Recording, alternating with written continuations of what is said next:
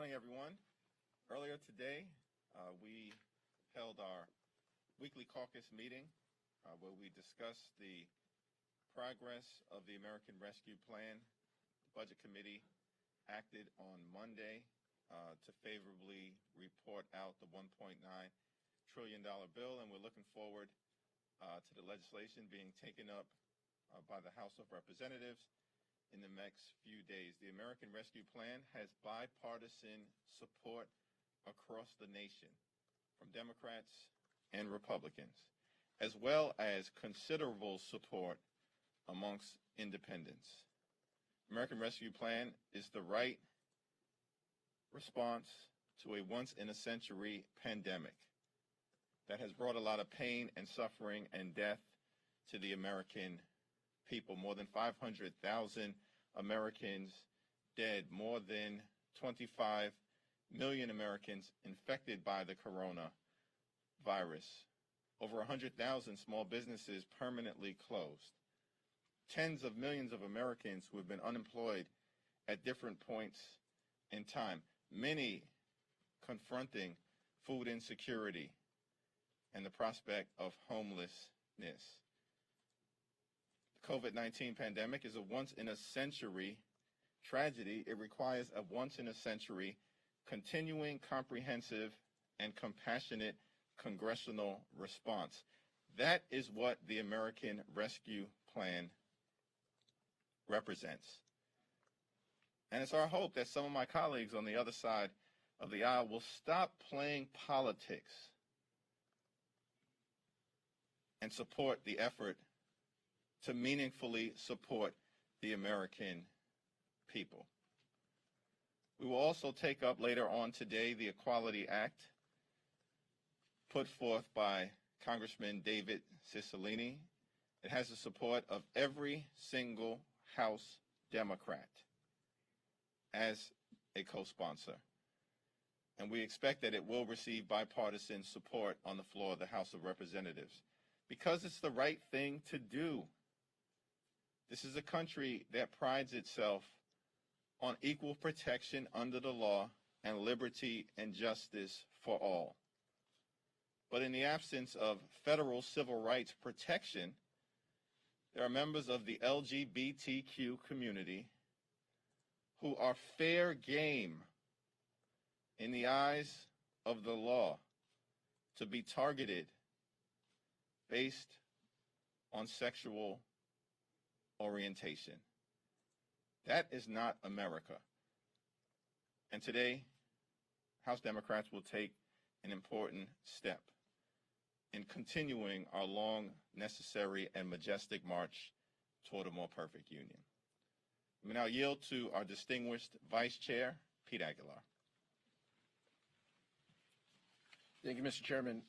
Yesterday, we started our week by noting and remembering the 500,000 lives lost to the COVID virus.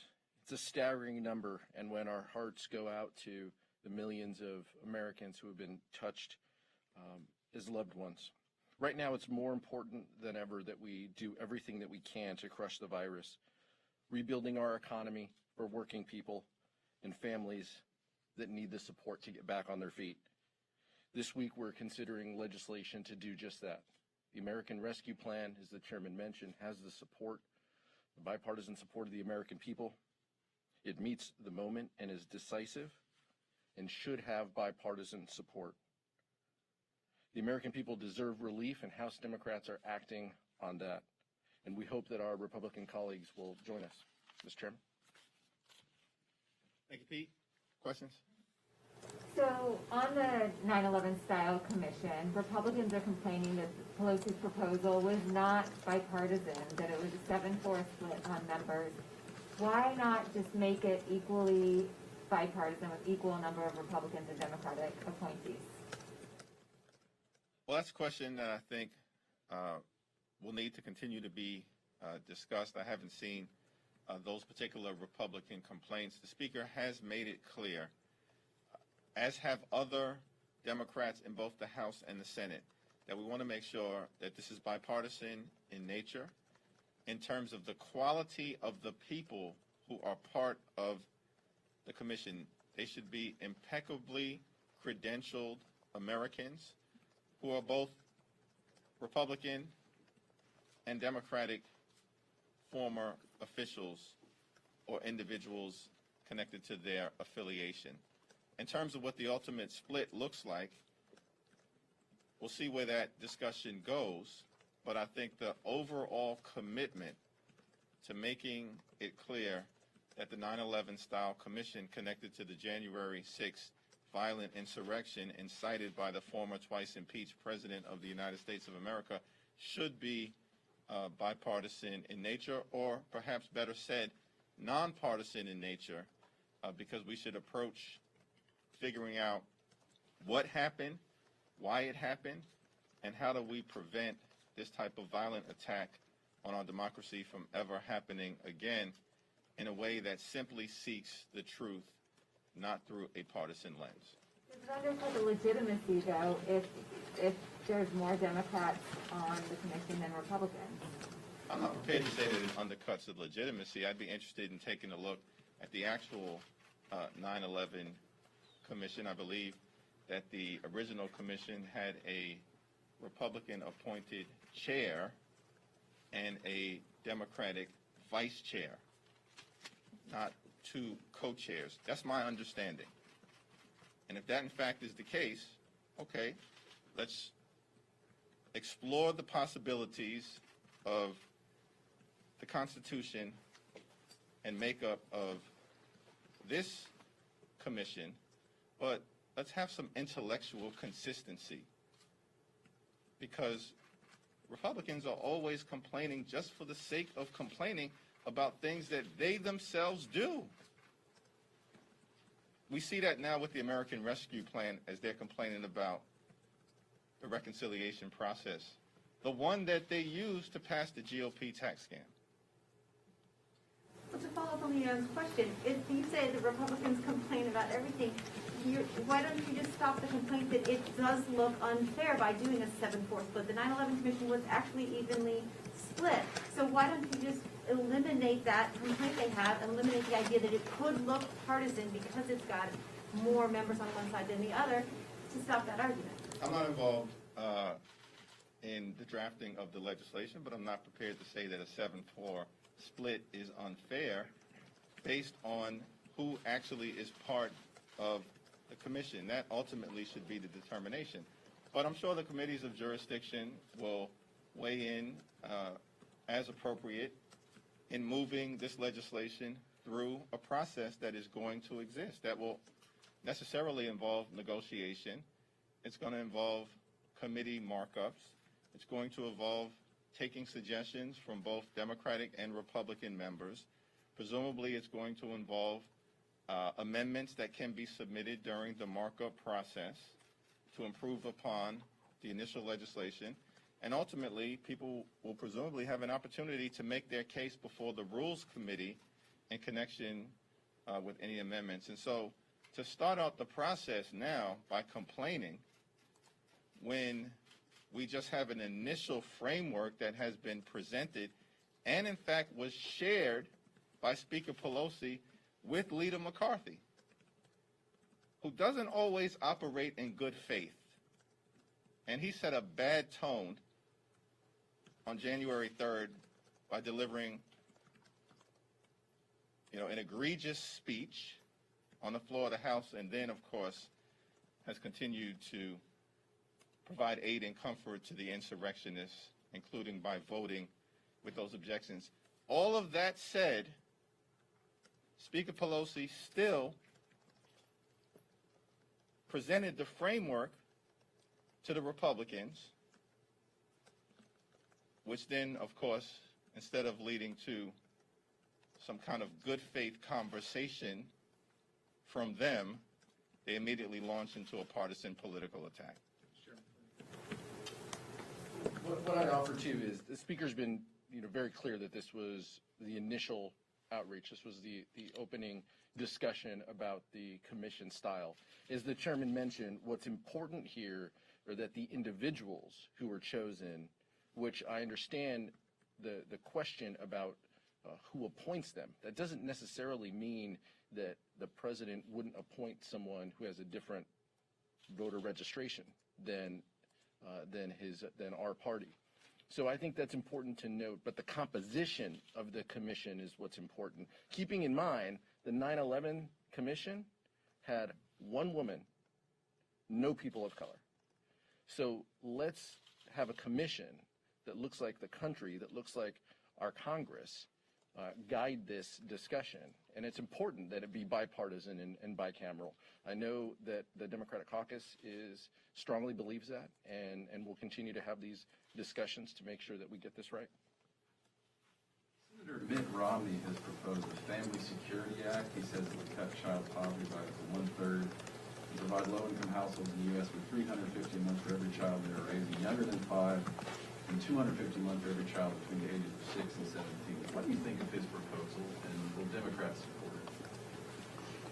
Well, is this a proposal that's being introduced in the context of the American Rescue Plan? You could compare it. You can equate the two if you like, but just the proposal itself, just his ideas to, I haven't looked at the specifics of the proposal, but certainly I think the effort to try to end child poverty in America is one that hopefully Democrats and Republicans, House members, senators share. I know certainly the president and the vice president are strongly behind this effort. We have a mechanism for doing it by increasing the child tax credit in the American Rescue Plan. That's the provision that I support. That's the provision that will be part of the legislation taken up by the House. But the Senate has its own process. And as part of that process, I assume that Mitt Romney's proposal will be considered in some way, shape, or form. I look forward to seeing that discussion. And if it makes it into the final product that the Senate undertakes, then we'll have an opportunity to consider it in the House. Mr. Jeffries, there are clearly some tensions that are still out there between Democrats and the Republicans who voted to decertify on January 6th. We saw some of that last night with the vote on the post office, not normally something we have a roll call vote on. What is your advice to Democrats who ask about whether they should feel comfortable voting, supporting bills with Republicans on them, supporting Republican bills if those members have indeed taken part in that decertification vote, or if there's other sympathies Democrats believe they have with some of the insurrectionists?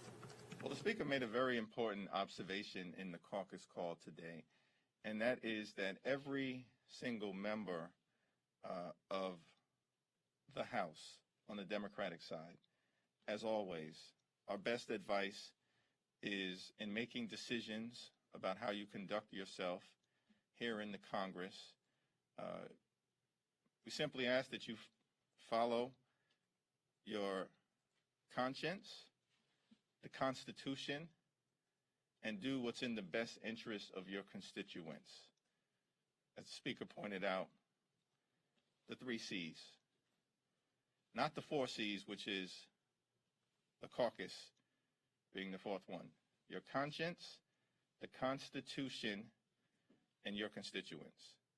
And so in the context of interacting with those who continue to provide aid and comfort to a violent insurrection, everyone's going to have to make individual decisions guided by those 3 principles as to what is the appropriate thing to do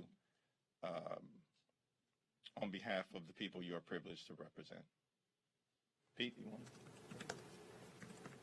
Just to go back to the 9/11 Commission for a second, it sounds and appears like yourself and Democrats don't trust Republicans to take this seriously. It seems like you're concerned about the makeup, you're concerned about the speeches still about that. Is that true? I don't think that's true. Certainly, there are some members of House Republican leadership, some, as well as some members of the House Republican Conference, who have given us no reason to be trustful of them with respect to approaching this in a manner that simply allows for the Commission to follow the facts, apply the governing law and the Constitution, and let the truth emerge wherever that falls. But notwithstanding whatever skepticism that some may have, as Vice Chair Aguilar pointed out, the Speaker presented an initial framework to Leader McCarthy to get his take on how we should approach it. This is the beginning of a dialogue that ultimately will turn into a legislative product that goes through an extensive process where Democrats and Republicans will have an opportunity. But the guiding principle remains. This should be done in a bipartisan fashion. That is our intention, and that is, I believe, what will ultimately occur. Go to the left, and then we'll go to the back. Senator Durbin yesterday kind of made an announcement on the House schedule, expecting you guys to pass the Dream and Promise Act and the farm-related immigration bill, the name of. Do you guys expect to start moving some immigration bills here soon in pieces like that, and would you want to do that before breaking for March? I have great respect for Senator Durbin, but I think that the Senate Majority Whip is probably not necessarily the one in position to lay out what the House schedule is going to be. On these issues, I'm going to yield to Vice Chair Aguilar because he's been working extensively and has been one of the leaders of the caucus on immigration. Of course, Linda Sanchez as well, and she's doing a tremendous job. But I think we haven't had that conversation. We had an initial presentation from Congresswoman Linda Sanchez during last week's caucus meeting on the immigration bill that she introduced. And, we'll see where it goes from there, but we're at the very early stages of making decisions. Pete. We have, as the chairman mentioned, we have great respect for Senator Durbin and his contributions and his continued work on these issues. I believe later today, the Majority Whip Clyburn will send out a whip question to the House Democratic Caucus about the United States Citizenship Act carried by Linda Sanchez, carrying the Biden White House proposal, which mirrors the Senator Menendez proposal as well. That will be the question in front of House Democrats, and we are beginning the process, as the chairman mentioned, to educate our colleagues and to talk with them about the importance of this piece of legislation. This is a reform bill. This is acknowledging the White House, the Senate, and the House all acknowledging that we have a broken immigration system that desperately needs to be fixed. It includes components that would protect Dreamers, TPS holders, DED, as well as the components within the agriculture worker community. Previously, the Dream and Promise Act and the Ag Worker Modernization Act both passed with strong bipartisan support. If those came up on the House floor, I would imagine a similar result. But the question before us is whether we are ready to vote for and advocate for the U.S. Citizenship Act, which would transform the system, make key important decisions. And so we're going to continue to have those conversations, colleague to colleague, to better understand what's in the Biden White House Menendez-Sanchez bill, and to ensure that we have strong support. But always keeping in mind that we do have strong bipartisan options available as well. Thanks. Thanks, sir. What are you telling members about the security posture on Capitol Hill? How much longer the fencing in particular will remain up? That's the topic in one of the hearings this week. What are you learning from the security leadership, from your own leadership, and then what are you hearing from members on the question of the posture up here? Well, it's my understanding that at this point we're waiting for General Honore to complete his survey of the situation that currently exists in terms of the posture, the needs moving forward, as well as perhaps some understanding as to what the gaps and vulnerabilities were that led to the violent mob attack on the Capitol on January 6th. Once that report is ready, there'll be some mechanism to brief the caucus, and then some decisions are going to have to be made in partnership with the Senate, and this, of course, should be done in a bipartisan way. The police board, of course, is a structure that currently exists, and so there are a variety of different stakeholders that will have to be involved in this discussion. But the safety and security of staff and members is paramount for the Speaker, for every single member of House Democratic leadership, because we saw how close we came to an even greater tragedy and the loss of life as part of the effort to halt the peaceful transfer of power. Never again can we allow that to take place. So clearly, improvements are going to have to be made, but I agree that the most appropriate step at this moment is to wait until General Honore completes his report. Second row, and then last question in the back.